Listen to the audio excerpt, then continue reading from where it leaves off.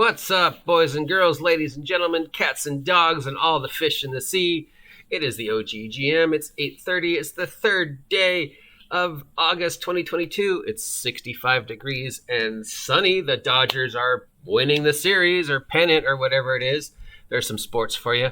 And it's time to take a look at all the tabletop role-playing game print product that should be at your friendly local game store. It's my birthday this week, and what I want you to do for my birthday is 1, support your friendly local game store.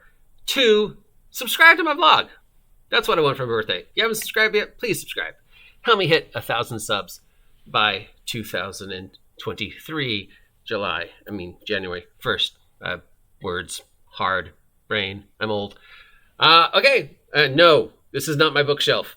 I know a lot of people ask me, is that your bookshelf? Is that your collections of games? I'm going to say again, no, this is a picture from Cess Games and Anime from several years ago. So no, this is not mine.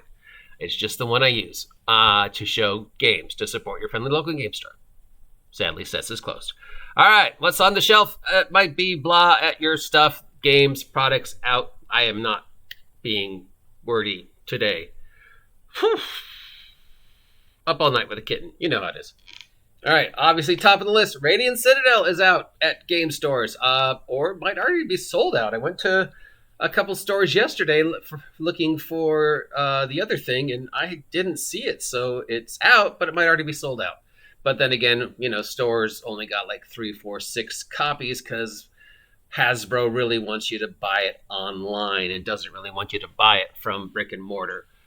That's a topic for a different conversation. But yeah, so Radiant Citadel is out. And of course, Dragons of Stormwick Island came out on August 1st.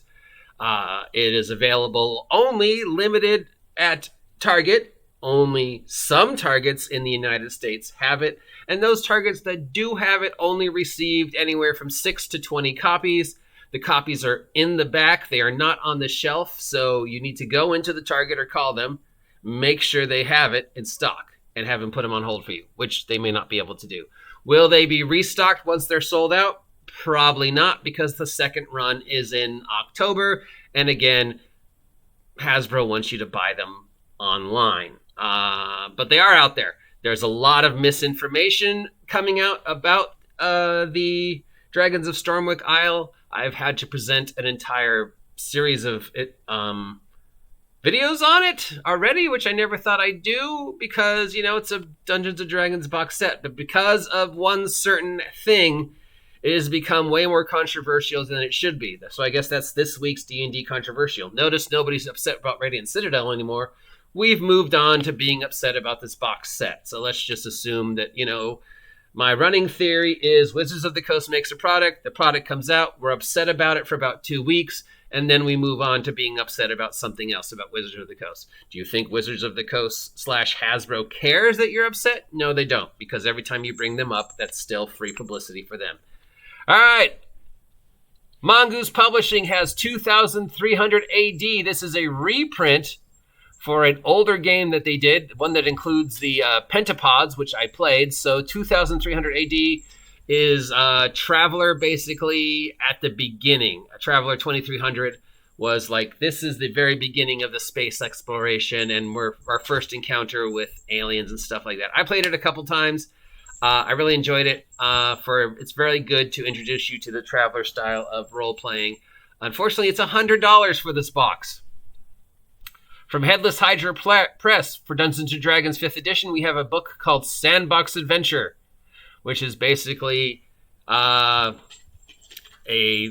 series of one-shots that may or may not fit together that explores the idea of sandboxing / Westmark style of game. That's $40, or you could just go online and read the article on how to run a Westmark style game for free.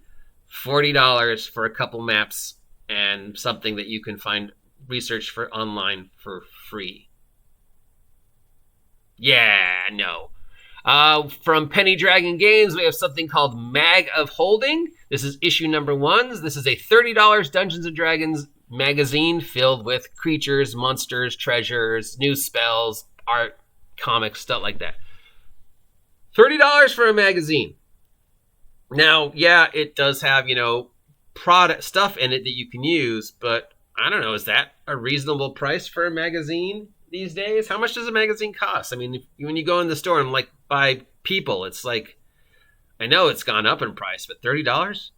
I mean, I'm sure there are $30 magazines out there. Like I've seen some like those thick home and garden magazines, and the thick like recipe magazines that only come out like once every 3-4 months. Those are pretty expensive. But just a regular everyday magic magazine, I don't know. If I would compare it to Dragon, that's way overpriced. But it depends upon the content. Would you spend $30 for a bunch of new 5e product that you may never get to use? I wouldn't, but okay. From Tomorrow River Publishing for Dungeons & Dragons 5th edition, we have Bin Yog, Valley of the Birds, Tafel's Manor, and Valley of the Unicorns. These are all $25 adventures for 5e from a company called Tomorrow River Publishing, including Tafel's Manor, which is an homage to Tegel Manor, of course, and a couple other new D&D adventures for $25. From Yarrow Studios, we have some battle maps. They are, ocean themed, it looks like. So $80 gives you a box set of 21 double-sided battle mats. 21 maps for $80. That would not seem reasonable at first, but then you got to remember to just buy a single pack of the flip ones is usually $8 to $12 to $20. So $80 for a box of 21 double-sided maps. That's pretty good. Because just quick math here. Oh no, he's doing math. So I could find, okay, calculator. All right, so $80 divided by $12. Yeah, at $12 a pop would only get you 6 maps. This is 21 double-sided maps for $80. So yeah, that is an amazing deal.